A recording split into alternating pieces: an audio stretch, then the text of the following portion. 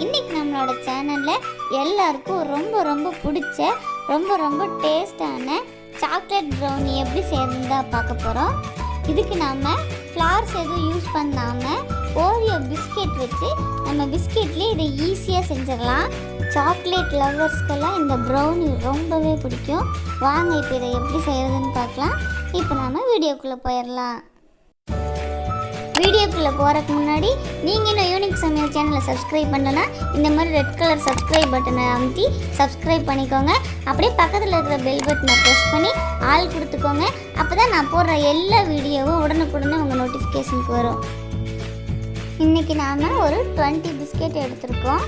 இதை நம்ம க்ரீமெல்லாம் பிரிக்க வேண்டாம், அப்படியே துண்டு துண்டாக உடச்சி எடுத்துக்கலாம். நம்ம எடுத்து வச்சுருக்க எல்லா பிஸ்கெட்டையும்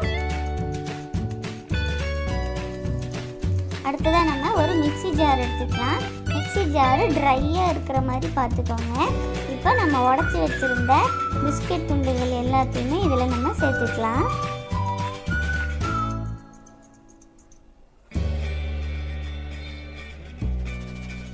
இப்போ இது கூடவே 1/4 கப் அளவுக்கு பவுடர் சுகர் ஆட் பண்ணுறேன்.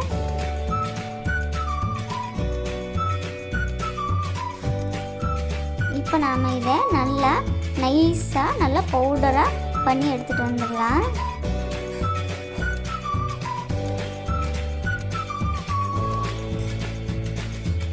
இப்போ பாருங்கள், இந்த அளவுக்கு நம்ம பிஸ்கெட் நல்லா பவுடராக பண்ணியாச்சு.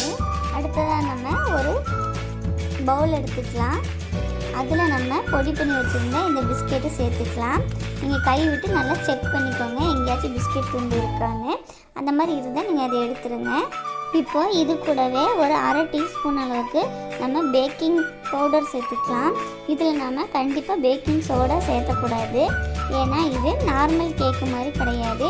இது நல்லா ப்ளஃபியாக வரக்கூடாது, அதனால் நம்ம பேக்கிங் பவுடர் மட்டும்தான் சேர்த்துறோம். இப்போ இதை நம்ம எல்லாத்தையுமே நல்லா மிக்ஸ் பண்ணி விட்டுறலாம்.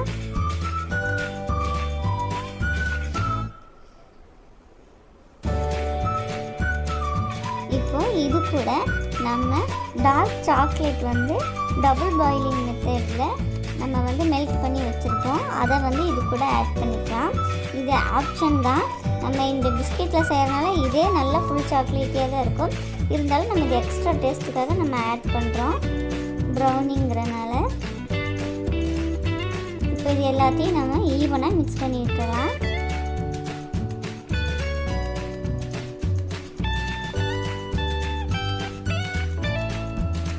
இது கூடவே நீங்கள் 2 டீஸ்பூன் அளவுக்கு பட்டர் சேர்த்துக்கோங்க. இப்போ இதையும் நம்ம நல்லா மிக்ஸ் பண்ணிடலாம்.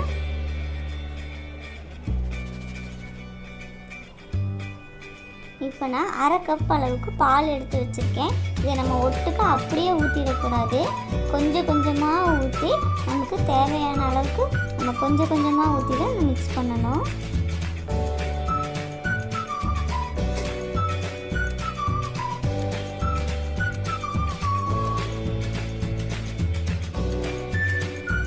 அப்படியே ஊற்றிட்டோம் அப்படின்னா பாலோட அளவு ஜாஸ்தி ஆகிடும்.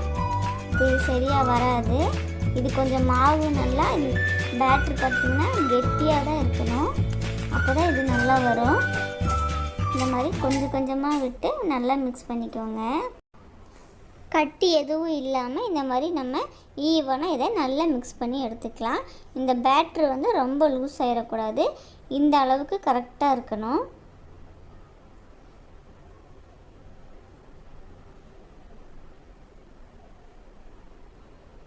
இப்போ நான் ஏற்கனவே கேக் டின்னில் பட்டர் ஷீட் போட்டு வச்சுருக்கேன். இது ஹோம்மேட் பட்டர் ஷீட் தான். அந்த வீடியோ நான் தனியாக போட்டிருக்கேன், தேவைப்படுறவங்க செக் பண்ணி பாருங்கள். இப்போ நம்ம செஞ்சு வச்சுருந்த கேக் பேட்டரை இந்த கேக் டின்னில் ஊற்றிக்கலாம்.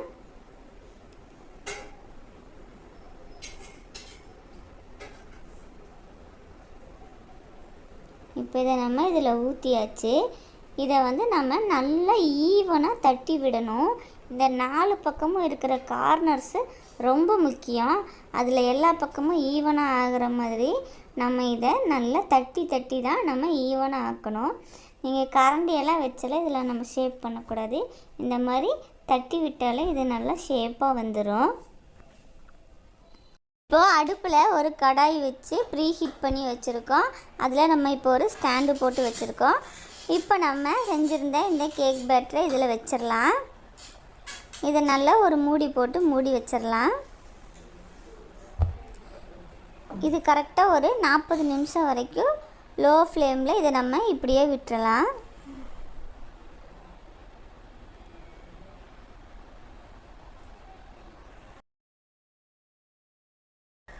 இப்போது 40 நிமிஷம் ஆயிடுச்சு.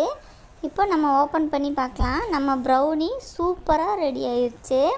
இப்போ இதை நம்ம எடுத்துடலாம். இது கொஞ்சம் ஆற விட்டதுக்கப்புறமா நம்ம இதோட ஓரங்களை எடுத்து விட்டுட்டு இப்போ நம்ம பிளேட்டில் இதை எடுத்துக்கலாம்.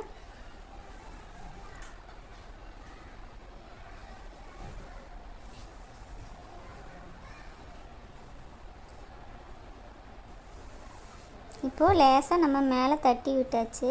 இப்போ எடுத்து பார்க்கலாம். இப்போ நம்ம மேலே போட்டிருந்த பட்டர் ஷீட்டையும் ரிமூவ் பண்ணிடலாம். பாருங்கள், இப்போ நம்மளுடைய ப்ரௌனி சூப்பராக ரெடியாகி வந்திருக்கு. இதோட கலர் பார்க்கும்போதே நல்லா சூப்பராக இருக்குது. இதுக்கு மேலே நம்ம ஒயிட் சாக்லேட்டை மெல்ட்டு பண்ணி இந்த மாதிரி ஒரு கவரில் போட்டு மேலே டிசைனுக்காக இந்த மாதிரி லைன்ஸ் போட்டுக்கலாம்.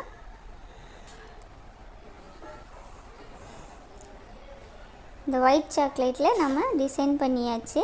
ரொம்ப ரொம்ப சிம்பிளானது தான், ஆனால் ரொம்பவே சூப்பராக இருக்கும்.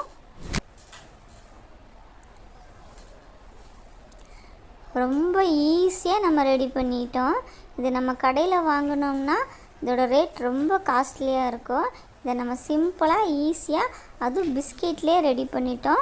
டேஸ்ட்டும் ரொம்ப ரொம்ப சூப்பராக இருக்கும்.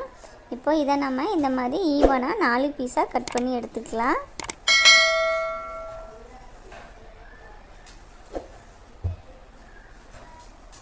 கண்டிப்பாக இதோட டேஸ்ட்டு உங்கள் வீட்டில் இருக்க எல்லாருக்குமே ரொம்ப பிடிக்கும்.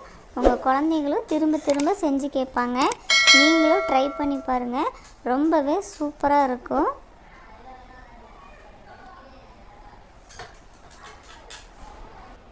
சாக்லேட் பிடிக்கிறவங்களுக்கு அந்த சாக்லேட்டோட டேஸ்ட்டு பிடிக்கிறவங்களுக்கு இந்த ப்ரௌனியும் ரொம்ப ரொம்ப பிடிக்கும்.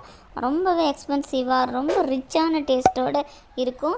இது கூடவே கொஞ்சம் ஐஸ்கிரீமும் இருந்துச்சுன்னு வைங்களேன், ரெண்டும் ஒட்டுக்கா சாப்பிடும்போது செம்ம டேஸ்ட்டாக இருக்கும். இந்த வீடியோ உங்களுக்கு ரொம்ப பிடிச்சிருக்குன்னு நினைக்கிறேன். பிடிச்சிருந்தா மறக்காமல் லைக் பண்ணி ஷேர் பண்ணுங்கள். நீங்கள் இன்னும் யூனிக் சமையல் சேனல் சப்ஸ்கிரைப் பண்ணாதவங்களா இருந்தீங்கன்னா கண்டிப்பாக சப்ஸ்கிரைப் பண்ணிடுங்க. Thanks for watching.